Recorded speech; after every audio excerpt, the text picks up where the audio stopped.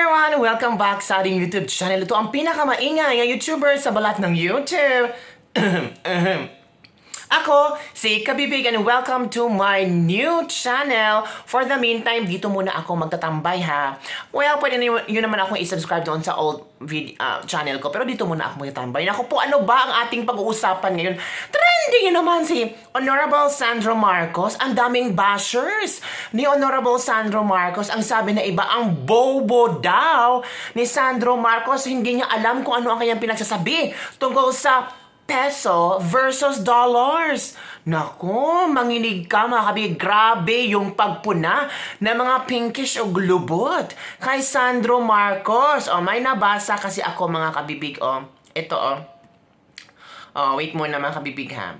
May nabasa kasi ako na news na kung saan sa isang interview ni Ilocos Norte 1st District Representative Sandro Marcos, sabi niya, the United States US dollar is viewed as the safest and most stable currency.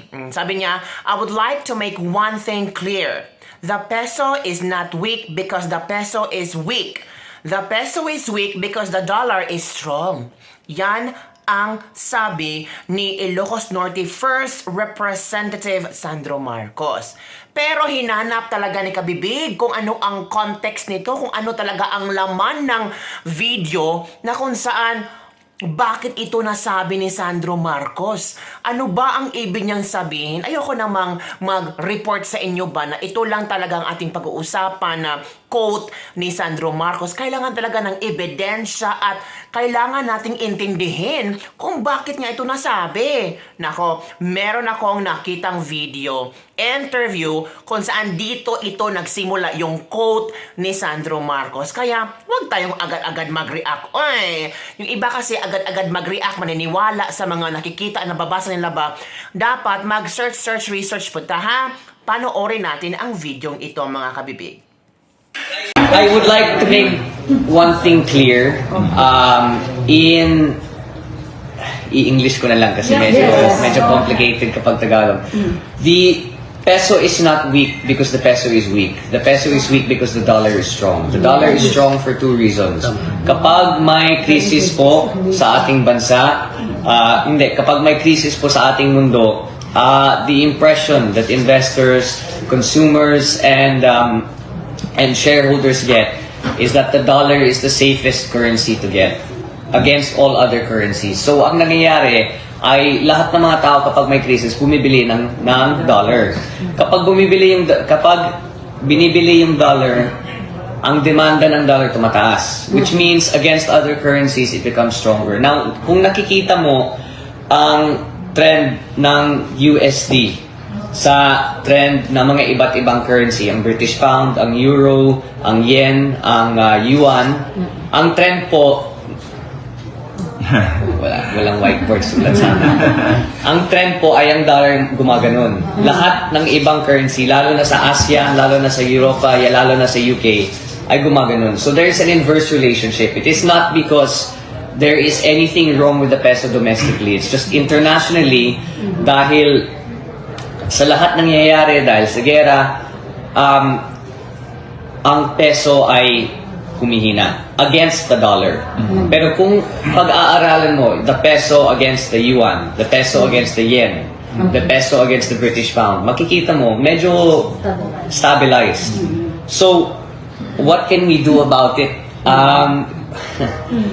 On the bright side, marami tayong OFW dito sa Ilocos. So, ang remittances na pinapadala nila na dollar value ay mas mataas. So, the remittances are worth more. On the other hand, alam naman natin, tayo ay net importer. So, temporarily, the prices of goods will be more expensive.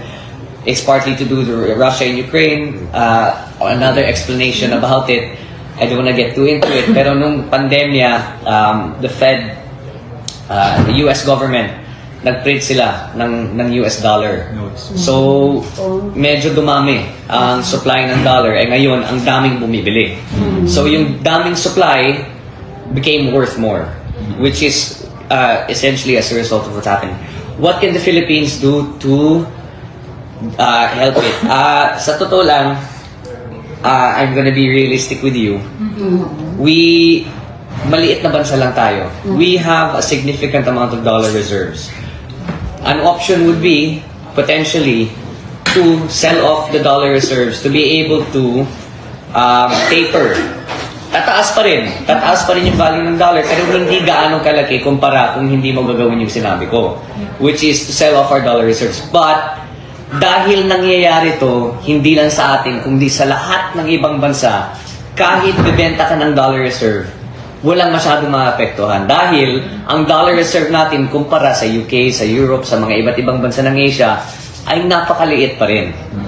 So you have to think of it on a magandang, hindi naman maganda, but what's assuring is like I said, hindi lang tayo nasa sitwasyon na ganito. Lahat ng bansa ng ASEAN, lahat ng bansa na may euro, lahat ng British pound. Ang British pound ngayon, nasa 28-year all-time low.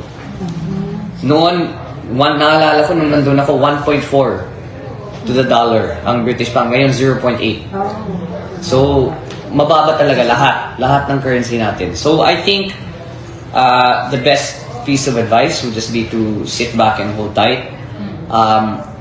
What the national government I know is doing is to focus on food security. Because as we are a net importer of certain goods and services, we have to make sure that domestically, we are able to produce that. So yung mga iba't ibang pagkain na nangangailangan natin, imbes na ini-import, hopefully, ay katulad sa sinasabi ng Pangulo, ay kailangan patibayin ng ating value chain, ng ating supply chain para sa pagkain. And that entails buffering domestic production. Kaya kung nakita mo si Pangulo, ay gumawa ng EO, katulad sa asukal. Lahat ng asukal na gagawin for 2023 ay for domestic consumption, hindi na importation. And that is to make sure that kahit nangyayari itong fluctuation sa ating currency, ay may access pa rin tayo sa pagkain. O, diba mga kabibig? Dito na natin malalaman ba kung ano ang ginagawa ng ating Pangulong Bongbong Marcos. No, kung bakit siya ang humawak sa Department of Agriculture. A good explanation on why there is an increase of value between the dollar and peso. This kid has a potential to be a good public servant. Just my observation. Huwag niyo pong i-cancel o i-bash si Sandro Marcos kasi hindi niyo talaga naintindihan kung ano ang ibig sabihin niya doon sa sinabi niyang itong sinabi niya kasi, I would like to make one thing clear. The peso is not weak because the peso is weak. The peso is weak because the dollar is strong. Klaro naman. At ramdam natin yon, 'di ba mga kabibig? Grabe talaga itong mga ibang netizen ba. Sa quote lang iyon, doon na sila nag-react, hindi nila alam kung ano ang buod talaga. Sabi na netizen, as someone who is actively trading, alam ni Sandro kung ano ang kanyang sinasabi. Correct lahat ng kanyang explanation. He's a perfect guy knowing what he is talking about. Diba? Ano pa dito? Sabi pa may nag-react, what? Ganun ba ang isip ni Sandro? Nako, kawawa ang Pilipinas. Hindi kasi kayo nanood sa video ba? Agad-agad after few seconds, doon na kayo nag-react. Di ba sabi ni Sandro, ang ginawa ng ating Pangulong Bongbong Marcos, kaya nga hinikayat niya na kung pwede, yung consumption, yung produkto ng Pilipinas, hindi muna tayo mag-i-import. Diba? Sa Pilipinas lang muna. Kaya nga yung asukal, diba? Sa Pilipinas lang muna. Huwag tayong mag-import, may export, ganon. Ay nako, mahirap talaga ang ibang tao, no? Ganito talaga sila mag-react ba? Sabi nila dito, I understand what Sandro is saying here, although I would put it differently to make it more understandable to everyone who do not deal with foreign exchange trading or global currencies. I would say the peso fell against the dollar not because the peso is weak. The peso fall because the US dollar increased against all major currencies globally. Not sure if I did justice to what Sandro said there, but I restated it based on my understanding about Forex. Diba? O may mga ano. The right explanation is inflation and interest rates is rising. The Forex weaker economies are adversely affected. Diba? So, nako, yan ang sinasabi ni Sandro at alam nyo, ginagawa ng ating gobyerno kung ano ang pwede nating gawin. Oo. At sana, yung mga taong engot-engot lang, yung hindi talaga magbabasa or mag-search na kung ano ang ibig sabihin ni Sandro sa kanyang quote, maghanap tayo ng video na kung saan doon in-explain ni Sandro, doon natin malalaman ba kung anong ibig sabihin niya. Comment down below mga kabibig ha, kasi marami daw gusto mag-cancel kay Sandro. Bobo daw si Sandro Marcos. Maya ako sa mukha mo, Day. Ikaw na ang bobo. Diba? Bye everyone! See you next time!